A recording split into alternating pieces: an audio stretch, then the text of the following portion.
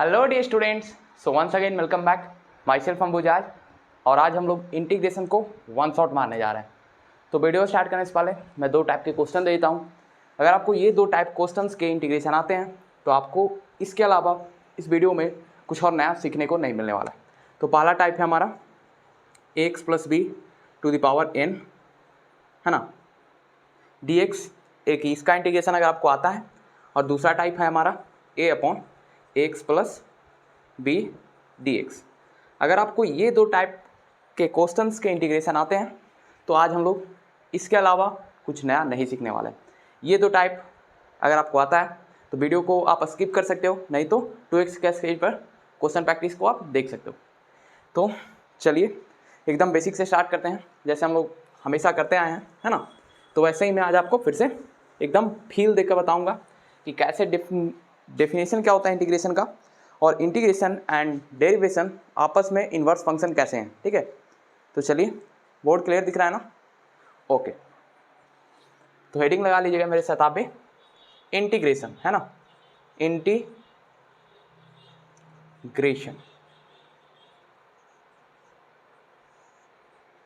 Integration. Board clear है ना? तो सबसे पहले आपने कहीं ना कहीं तो सुन रखा होगा, आपने अगर हमारा लास्ट वीडियो देखा होगा तो आपने जरूर सुना होगा कि डेरिवेशन और इंटीग्रेशन के बीच में एक रिलेशन है, या हम लोग ऐसे बोल सकते हैं कि डेरिवेशन और इंटीग्रेशन आपस में इन्वर्सली प्रोपोर्शनल होते हैं। कैसे, वो जान जाएंगे। डेफिनेशन क्या कहता है, स्टैंडर्ड डेफिनेशन, और ये जो हमारा इंटीग्रल का साइन आया है ये क्या होता है, सब कुछ बताऊंगा एकदम स्टार्टिंग से। सबसे पहले हम लोग बात करते हैं कुछ डेरिवेशन के बारे में, आपको हिंट देता हूँ रिलेट करने के लिए। जैसे आपको मैंने लास्ट वीडियो में बताया था कि dy/dx अपना डेरिवेटिव होता है ना, जहाँ पे y = f(x) कोई फंक्शन होता है। मीन्स दैट कि y f(x) फंक्शन के साथ रिलेटेड होता है x के ऊपर। ठीक है, इसका एक और मेथड मैंने आपको बताया था, f'(x) लिख देते हैं तो भी हम लोग डेरिवेशन को ही बताते हैं।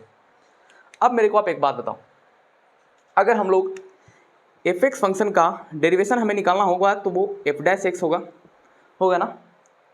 सिमिलरली अगर f(x) फंक्शन का इंटीग्रेशन निकालना होगा तो वो हमारा f(x + c) हो जाएगा, है ना, f(x + c) हो जाएगा। अब देखो ध्यान देना, कुछ यहाँ पे कुछ टर्म्स मैं आपको बताऊंगा कि क्या क्या हमारे लिए इंपॉर्टेंट होते हैं, है ना, और क्यों हम लोग को वो समझना होता है। दो बातें मैं आपके साथ डिस्कस जरूर करूंगा। सबसे पहले ध्यान दो कि यहाँ पे हाँ, सबसे पहले ध्यान क्या देना है आपको कि ये जो साइन है ना, ये साइन कहीं ना कहीं एस का इलोंगेटेड फॉर्म है। एस को अगर हम लोग ऐसे खींच के लिख दें तो ये फॉर्म बन गया, और एस का मतलब सम हो रहा है। तो डेरिवेशन का एक और फॉर्मूला या एक और डेफिनेशन मैंने आपको बताया था कि डेरिवेशन इन शॉर्ट फॉर्म मतलब तोड़ना। अगर आप किसी भी चीज़ को छोटे छोटे फॉर्म में तोड़ रहे हो तो डेरिवेशन कहलाता है, और उन्हीं चीज़ों को छोटे छोटे फॉर्म में अगर वापस जोड़ रहे हो तो इंटीग्रेशन कहलाता है। तो ये एस का मतलब सम, मतलब जोड़ना, और इसी का हम लोग थोड़ा सा एक्सपैंड करके फॉर्म में अगर लिख दें तो वो इंटीग्रल का साइन होता है। ठीक है, यहाँ पे जो ये हुआ, ये दो पूरा, ये यहाँ से यहाँ तक आप समझिए। सबसे पहले f(x) हमारे पास कोई फंक्शन था, है ना, इस फंक्शन का डेरिवेशन क्या हुआ, f'(x). अगर हम लोग इसी का इंटीग्रेशन कर दें तो हमें ये आउटकम मिलता है f(x + c), जहाँ पे ये जो c होता है इसको कांस्टेंट ऑफ इंटीग्रल फंक्शन बोलते हैं। ठीक है, ये c है, इसको कांस्टेंट ऑफ इंटीग्रल फंक्शन बोलते हैं। और दो चीज़ कि इंटीग्रेशन के दो टाइप होते हैं, एक होता है डेफिनिट इंटीग्रेशन और एक होता है इनडेफिनिट इंटीग्रेशन। अगर आपको कहीं भी आगे चल के इस चूहे के ऊपर, मान लो एक चूहा है, इस चूहे के ऊपर वाले मुड़ी के ऊपर, ये ऊपर हेड के ऊपर कोई नंबर a और नीचे टेल के ऊपर कोई b दिख जाए, अगर आपको a एंड b कोई गिवन टर्म है तो समझ जाना कि ये डेफिनिट इंटीग्रल है या डेफिनिट इंटीग्रल फंक्शन है।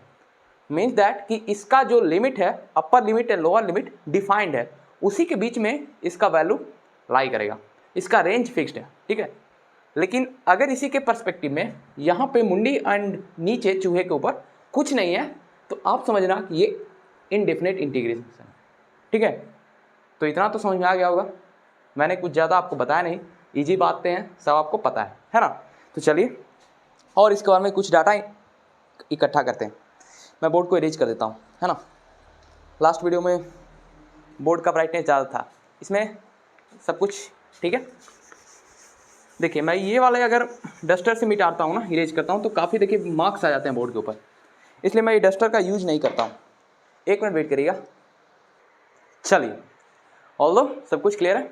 आइए इधर, अभी मैंने आपको बताया कि सपोज करिए हम लोग को y equal to F X कोई फंक्शन है, इसका हम लोग को डेरिवेशन पता है dy अपॉन डी एक्स, या इसको हम लोग लिख सकते हैं एफ डैश एक्स। इसी का इंटीग्रेशन हम लोग जब करते हैं तो हम लोग को मिल जाता है, क्या मिलता है बोलिए, एफ एक्स प्लस सी, जहाँ पे ये सी कॉन्स्टेंट टर्म होता है। अच्छा एक चीज़ और ध्यान दीजिएगा, यहाँ पे किधर गया हमारा टर्म, हाँ ये जो है ना ये सांप, इसका नाम है एक, इसको इंडिफिनिट इंटीग्रल ऑपरेटर बोलते हैं। किसी भी चीज़ को हम लोग ऑपरेट करते हैं ना, जैसे मशीन को कोई चलाता है, अपने कहीं ना कहीं अगर पावर ग्रिड देखा होगा तो सुना होगा, ऑपरेटर वहाँ होता है, एक टेक्नीशियन होता है। लाइक दैट ओनली ये पूरे फंक्शन को, पूरे रिलेशन को ऑपरेट करता है। ये वाला साइन चूहा का साइन है ना, चूहा नहीं ये स्नेक का सांप है, सांप का साइन है ना, जो भी बोलना है बोल दीजिए। अच्छा एक चीज़ और ध्यान दीजिएगा कि अगर मैं इसको एक और फॉर्म में लिखना चाहूँ तो वो भी पॉसिबल है, क्योंकि मैंने आपको बताया कि एफ डैश एक्स को आप बहुत अलग अलग फॉर्म से लिख सकते हो, डॉट के फॉर्म में भी रिप्रेजेंट कर सकते हो, ठीक है। तो ये पूरा क्लियर होना चाहिए आपको। एक मिनट वेट करिए, मैं थोड़ा पानी पी लेता हूँ।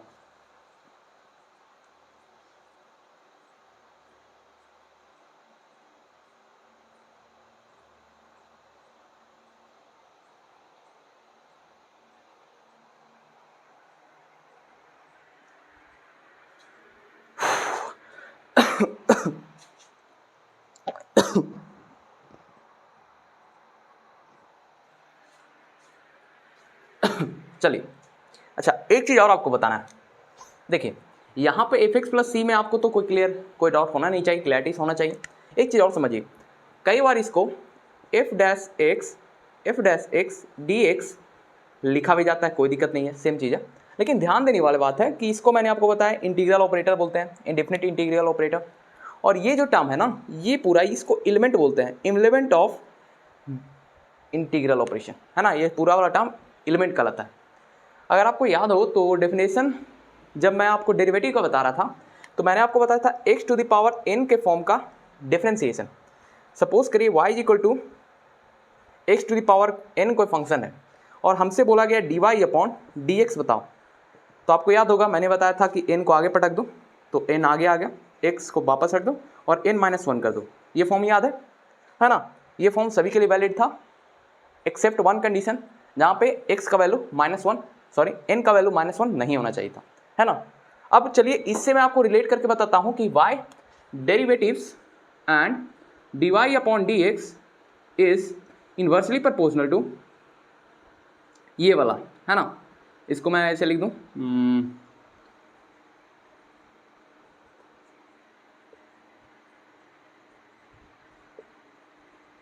ठीक है। ये दोनों आपस में कैसे इन्वर्सली प्रोपोर्शनल है, ऑल्दो अभी तो मैंने ये सेम ही चीज़ लिख दिया है ना, एफ एक्स प्लस सी लिखूंगा तो दोनों सेम हो जाए, ठीक है। एफ एक्स प्लस सी, ठीक है। इसको हटाओ, ये दोनों आपस में कैसे रिलेटेड है ये हम लोग जानते हैं। आपने तो जरूर सुना होगा कि डेरिवेशन एंड इंटीग्रेशन आपस में इन्वर्स फंक्शन के साथ रिलेशन में रहता है। चलिए वो जान लेते हैं कैसे। मैं इस कंडीशन को उठाता हूँ, ये वाला जो कंडीशन है ना, X to the power N, आपने देखा होगा कि X to the power N का इंटीग्रेशन भी हम लोग को करने के लिए बोला जाता है। आप खुद बताओगे कि ये कैसे आउटकम आता है, जो फॉर्मूला आता है वो कैसे आता है। मैं थोड़ा इसको इरेज कर लेता हूँ, 1 मिनट टाइम लगेगा, है ना।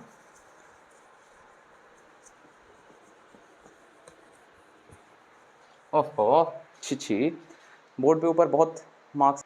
चलो ऑलराइट, अब बोर्ड इरेज है, बोर्ड क्लियर है। एक्चुअली बोर्ड के ऊपर पता नहीं मार्क्स इतने कैसे आ जा रहे हैं, आई थिंक कि मार्कर सूख जा रहा है इंक, है ना, इसी कारण से वो सारे मार्क्स आ जा रहे हैं। आओ अब देखो, आपने जरूर पढ़ा होगा कि x to the power n का अगर हमसे इंटीग्रेशन करने के लिए बोला जाता है तो इसका आउटकम आता है x to the power n plus 1 upon n+1, है ना। ये होता है ना, क्या मैंने सही लिखा जल्दी बताओ। अरे भाई मच्छर फिर से आ रहा है, बताओ क्या ये सही है। आपने कहीं ना कहीं तो पढ़ा होगा कि x to the power n का अगर हमसे इंटीग्रेशन करने के लिए बोला जाए तो आउटकम जो आता है वो इस सेटअप के ऊपर रेडी होता है। अब बताओ ये सेटअप आया कहाँ से, मैं आपसे पूछता हूँ, पहले आप बताओ कि ये सेटअप कहाँ से आया, फिर मैं आपको बताऊंगा, क्लैरिफाई करके बताऊंगा कि ये सेटअप आया कहाँ से। चलो देखते हैं। देखो सबसे पहले आपको जब भी इंटीग्रेशन निकालना के लिए बोला जाए तो आप अपने माइंड में डेरिवेशन को रखना, और डेरिवेशन का जो LHS होता है वो यहाँ पे RHS बन जाएगा।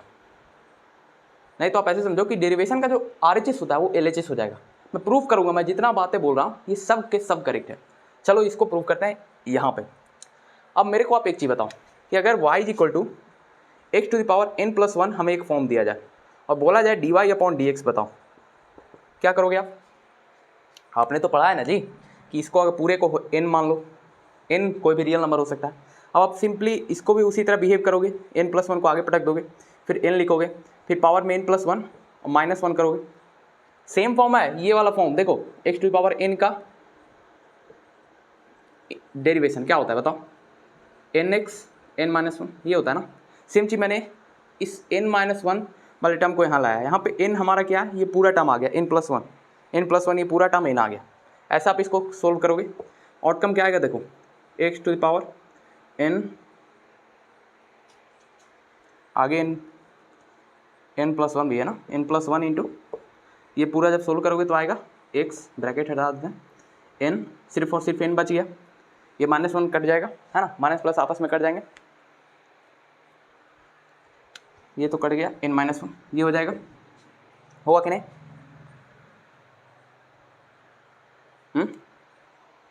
होगा क्या? मैंने सब कुछ सही लिखा है, मेरे को देखने दो, थोड़ा जल्दबाजी जो नहीं कर दिया मैंने। x⁴n ठीक है, x ऑलराइट, सब कुछ सही है ना? सही है, सही है, x⁴n। अच्छा ये तो माइनस हो जाएगा ना, हमने गलती कर दी, यहाँ पे गलती कर दी ना। देखो ये n हो जाएगा ना, ये n होगी, कैसे? यहाँ पे आप माइनस करोगे तो ये माइनस कट जाएगा, n+1। हाँ ठीक है। अब देखो ये हमारा RHS बन गया। अगर हमारा फॉर्म कैसा है, y = fx, नॉर्मली हमारा ये फंक्शन नहीं होता है, लेकिन हम समझाने के लिए आपको बता रहे हैं कि ये फॉर्मूला आया कहाँ से, ठीक है? तो इसका डेरिवेशन बताने के लिए मैंने इनपुट में ही ये फॉर्म रख लिया, डेरिवेटिव के इनपुट में x⁴n+1, जहाँ पे n इसके बराबर हो जाएगा। तो जब हम इसका सोल्यूशन निकालेंगे तो आउटकम कुछ n+1, ये n हो गया तो ये आगे आ गया, n+1 -1 होता है फॉर्मूला, वो फॉर्मूला हमने जस्ट सोल्व किया तो ये आ गया। अब मेरे को बताओ, अगर हम लोग इसका इंटीग्रेशन कर दें, इस वाले टर्म का इंटीग्रेशन कर दें, ये डेरिवेशन का LHS है, सॉरी RHS है, अगर इसका इंटीग्रेशन कर दें तो हमें ये आउटकम मिलना चाहिए, है ना? चलो चेक करते हैं मिलता है कि नहीं।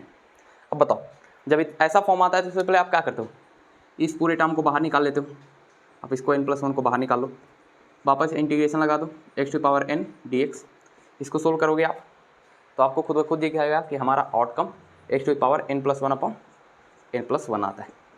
यहाँ से यहाँ ट्रांसफॉर्मेशन होता है। अगर कुछ गड़बड़ी हो रहा है तो मैं फिर से बता देता हूँ। देखो हमारा जो नॉर्मल फॉर्मूला होता है इंटीग्रेशन के लिए, डेरिवेशन की तरह, डेरिवेशन में क्या था, x⁴n फिर n is any real number, ये फॉर्म होता है nx⁴n-1 होता है कि नहीं? लेकिन इंटीग्रेशन में वही फॉर्म हमारा x⁴n का इंटीग्रेशन x⁴n+1 n+1 होता है। ये फॉर्म आया कहाँ से? इसका मैंने आपको डेरिवेशन बताया, मतलब इसका मेथड बता कि कैसे ये फॉर्मूला है। उसके लिए हम लोगों ने इस फॉर्म को थोड़ा चेंज किया। नॉर्मली y = fx होता है, यहाँ पे x के पावर n+1 हम लोगों ने रख लिया, तो फॉर्म वही है, बस n+1 = n हम लोगों ने इमेजिन कर ली। ये जरूरी नहीं n ही हो, m p q r कोई भी वेरिएबल टर्म मान, ठीक है? उसका हम लोगों ने क्या किया, इसका डेरिवेशन कर दिया। तो डेरिवेशन में ये आगे टर्म आ गया, ये वापस ऑल दो उतर गया, इसको जब हमने सोल्व किया तो ये वाला आउटकम आया। अब हम लोग को चेक करना था कि इंटीग्रेशन एंड डेरिवेशन आपस में इन्वर्सली प्रोपोर्शनल या इन्वर्सली रिलेटेड है कि नहीं, तो इसलिए हम लोगों ने इस पूरे आउटकम को, इस RHS को इंटीग्रेट कर दिया। RHS को जब इंटीग्रेट किया तो ये वाला टर्म को हम लोगों ने अलग साइड कर लिया। मैं आगे आपको बताऊंगा कि अगर दो टर्म ऐसे मिल जाएँ तो आप इंडिविजुअली दोनों को इंटीग्रेट करना और बीच में जो भी साइन हो उसके अकॉर्डिंग सोल्व कर देना, आंसर हमेशा सही आएगा।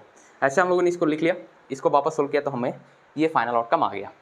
तो यहाँ से आप क्लैरिफाई हो जाओ कि LHS जो हमारा डेरिवेशन का होता है, या फिर ऐसे बोलो कि RHS जो डेरिवेशन का होता है वो LHS होता है इंटीग्रेशन का, और दोनों आपस में आंसर सही देते हैं। इतना क्लियर है भाई? कुछ ज़्यादा टाइम लगेगा क्या?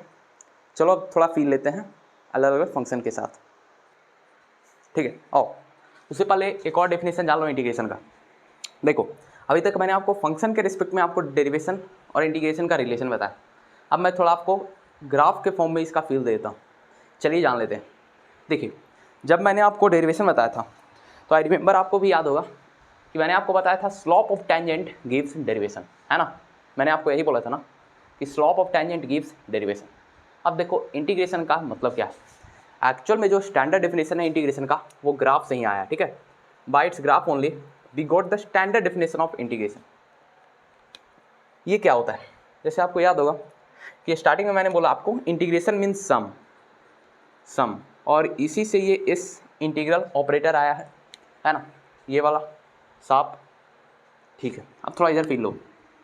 सपोज करो कोई ग्राफ है हमारा, कोई प्लेन है हमारा, उस पर हमें बोला गया कि ये ज़रूरी नहीं है कि कोई भी रीजन हो सकता है, पैराबोलिक ग्राफ हो सकता है, मैंने तो अभी लीनियर ग्राफ लिया है ना।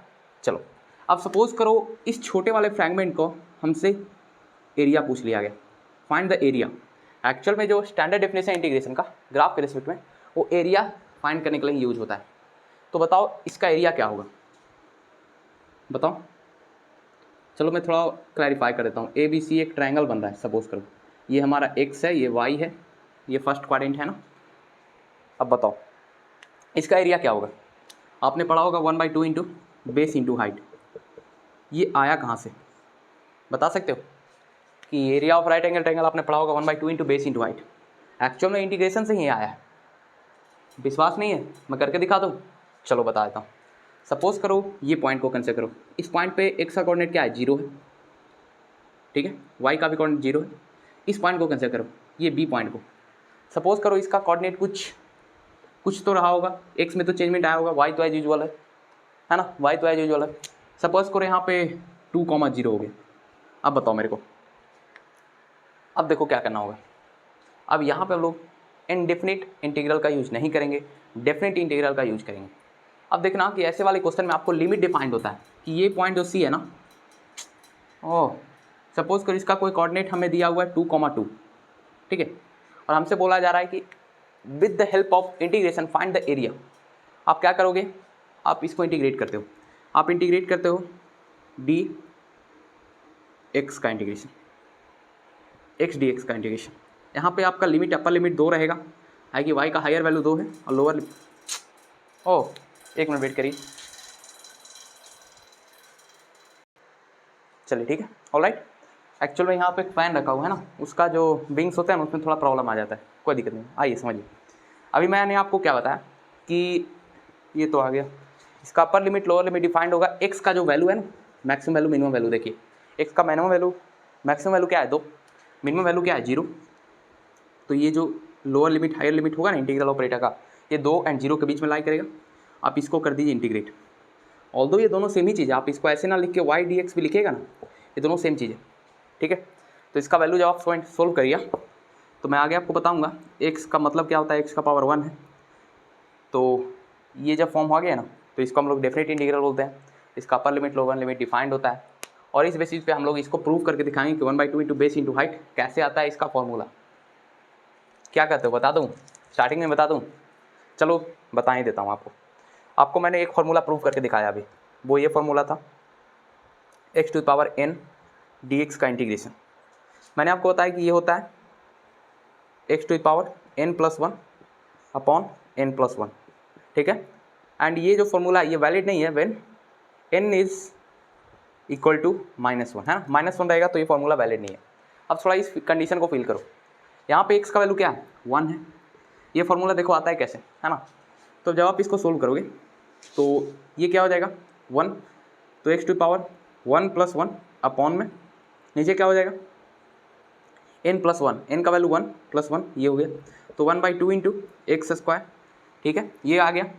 अब बताओ यहाँ पे लिमिट जब लगा दिया जाता है 2 और 0, तो higher limit and lower limit को ऐसे लिख दिया जाता है। बोर्ड यहाँ तक दिख रहा है ना, आई होप कि दिख रहा होगा, ठीक है। अब इसको जब हम फाइनल सोल्व करते हैं तो हमें यहाँ से 1/2 इंटू एक्स का वैल्यू एक बार 2 लेना पड़ता है और एक बार 0, तो 2 का स्क्वायर क्या हो जाएगा, बोलो बोलो जी, बोलो बोलो बोलो, जल्दी बोलो भाई जल्दी,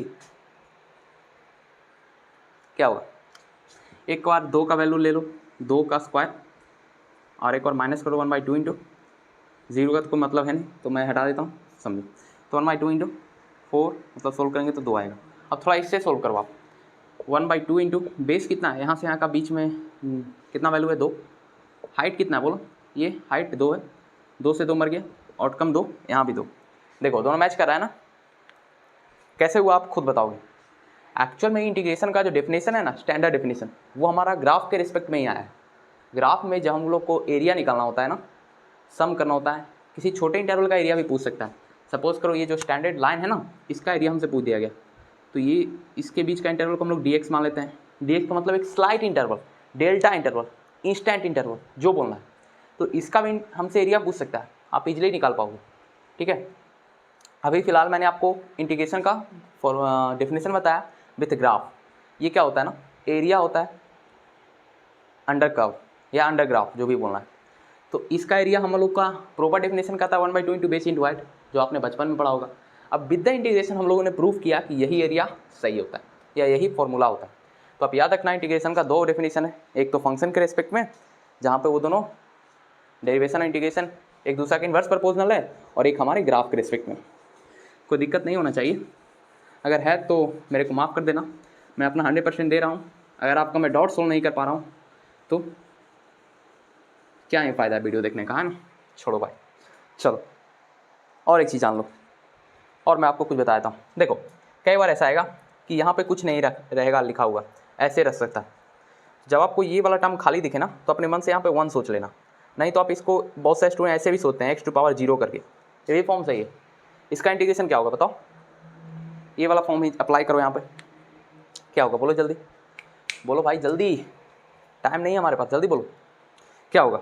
जस्ट आप x⁻0 ही मान लो, तो x⁻0 + 1 ये form n+1 upon 1 + 1, sorry 0 + 1 solo करोगे तो क्या आएगा, x⁻1 मतलब x, नीचे तो 1 हो गया, तो ये आउटकम हमारा x आ रहा है।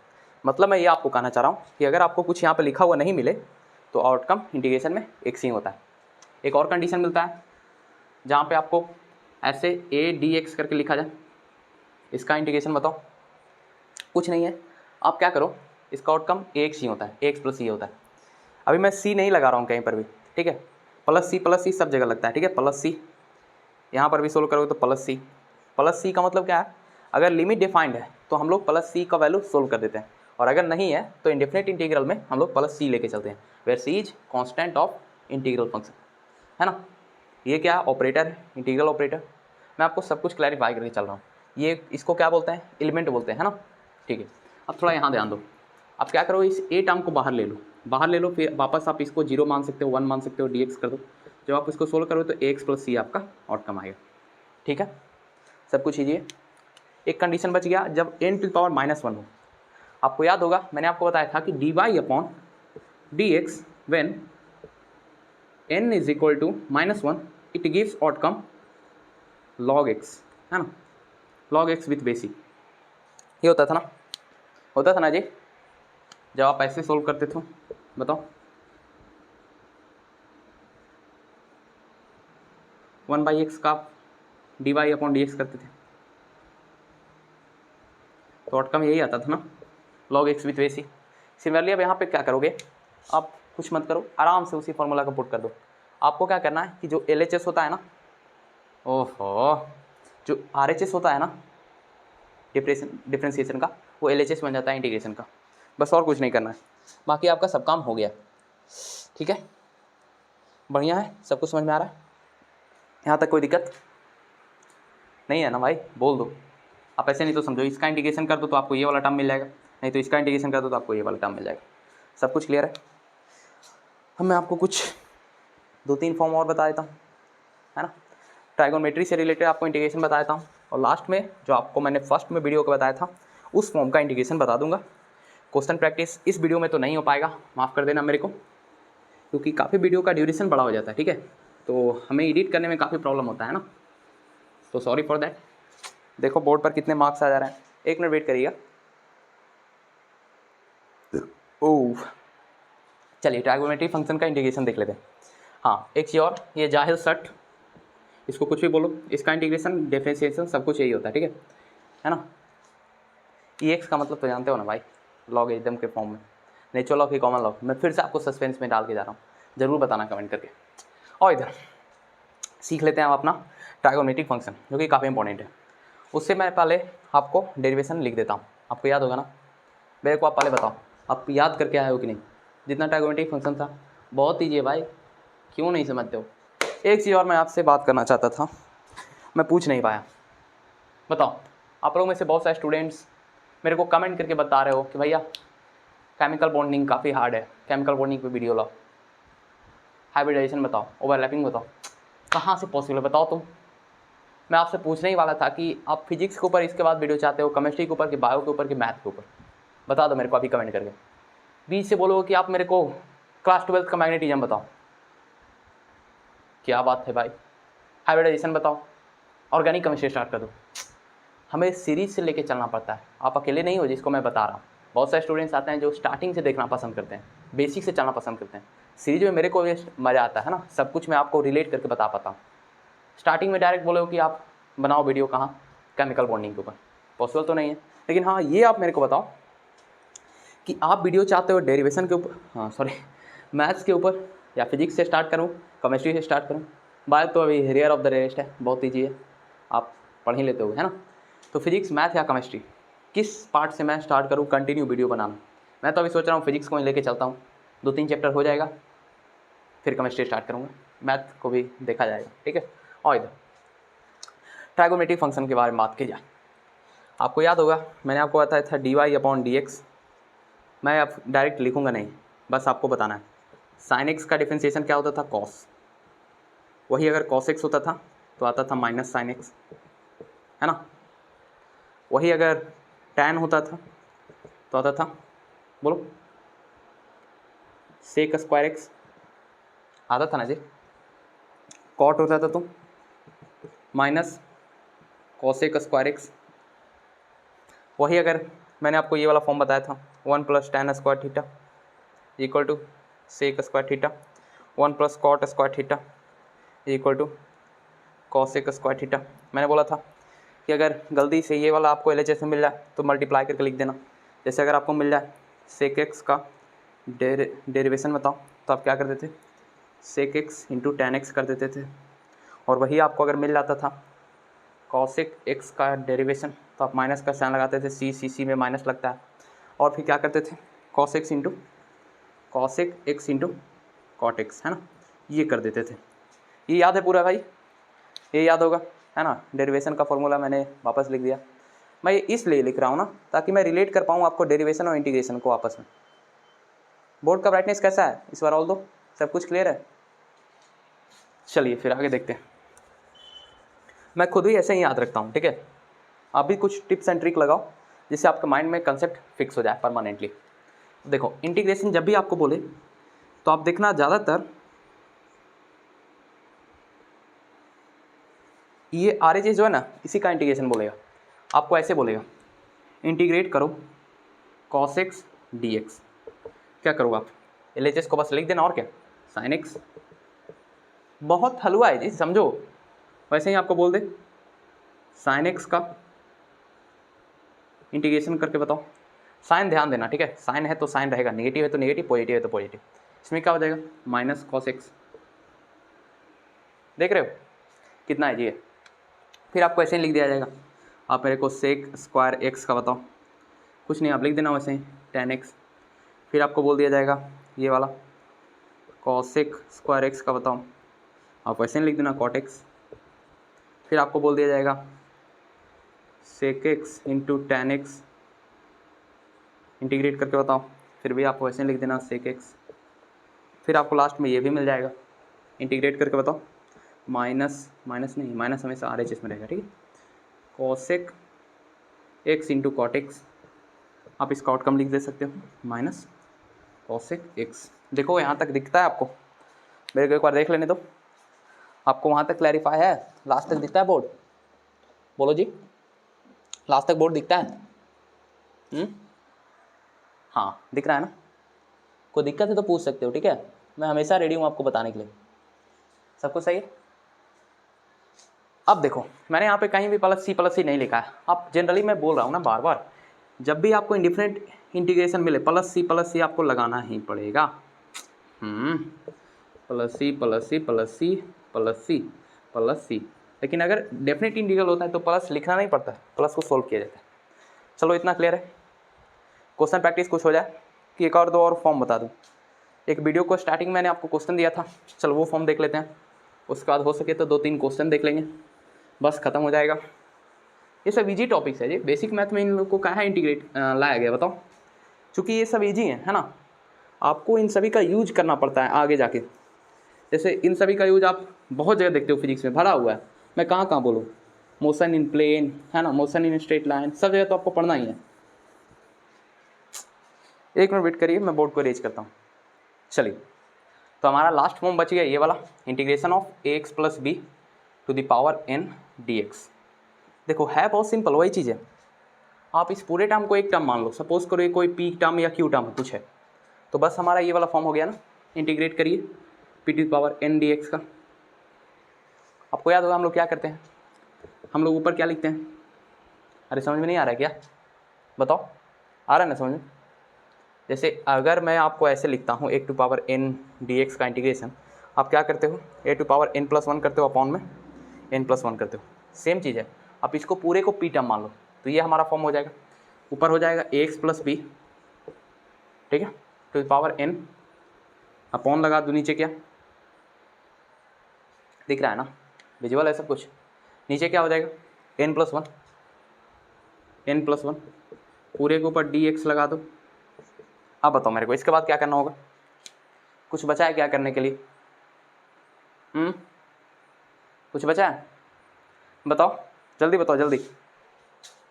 आपने इसका फॉर्म जरूर पढ़ा होगा, इसमें एक स्टेप और होता है, क्या होता है, मैं आपको ऊपर छोड़ के जा रहा हूँ, वीडियो को यहीं पे मैं ड्रॉप कर रहा हूँ, मैं आपके थ्रू कमेंट में पूछना चाहता हूँ कि इसका आंसर क्या होगा। एक और फॉर्म होता है, मैं बता दूंगा नहीं तो फिर लास्ट में कमेंट में, ठीक है। एक और फॉर्म क्या होता है, a upon ax plus B dx, इसका बताओ, थोड़ा हिंट दे दूँ। देखो आप इस a को बाहर ले सकते हो, a को बाहर ले लोगे तो ये 1 अपॉन x का फॉर्म में आ जाएगा, और इस पूरे को 1/p कुछ भी मान लो, तो 1/p का इंटीग्रेशन क्या होता है, लॉग होता है, लॉग x विथ बेस ही होता है ना। मैं हिंट दे के जा रहा हूँ, तो ये 2 क्वेश्चन का आपको सॉल्यूशन मेरे को कमेंट में बतानी है। मैं देखता हूँ आप लोग में से बहुत सारे स्टूडेंट सिर्फ टाइम पास के लिए वीडियो देखते हो, क्या मोटिव है टाइम पास के लिए वीडियो देखने का, कोई मोटिव है, या तो वीडियो मत देखो, नहीं तो देखो तो कुछ प्रैक्टिस करो सीखने के बाद। आप ऑल दो सिर्फ कॉमेडी के मूड से देख लेते हो वीडियो, कोई प्रैक्टिस नहीं।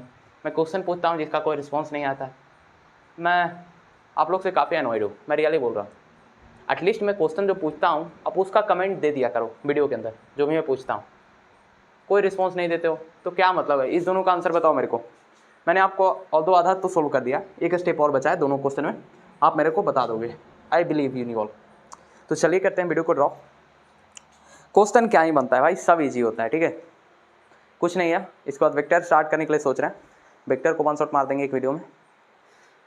तो पढ़ाई करिए, ऑल द वेरी बेस्ट।